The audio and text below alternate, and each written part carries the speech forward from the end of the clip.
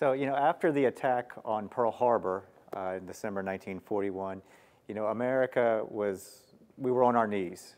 We were devastated. We were caught off guard and surprised.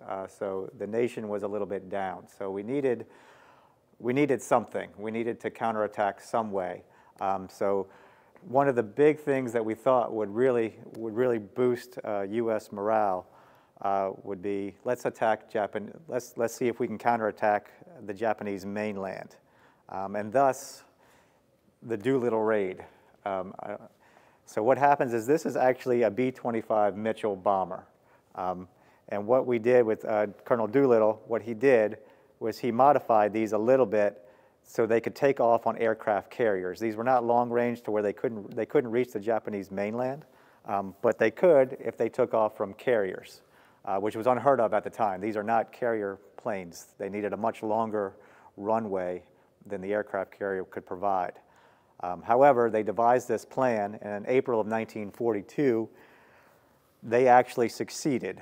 They took off from the carrier, and they actually reached mainland Japan and was able to firebomb Tokyo. It wasn't a huge success military strategy-wise. They didn't do particularly a lot of damage, but what they did do is they boosted morale. All of a sudden, they showed the U.S. and also Japan that America is in the fight and we can do things that no one ever believed we could do. So it was a really big morale booster.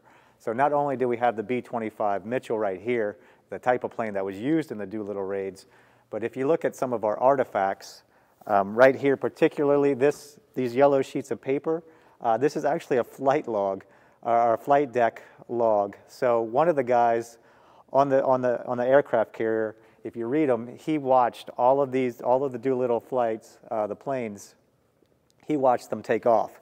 So you can see, bomber number 4, perfect takeoff.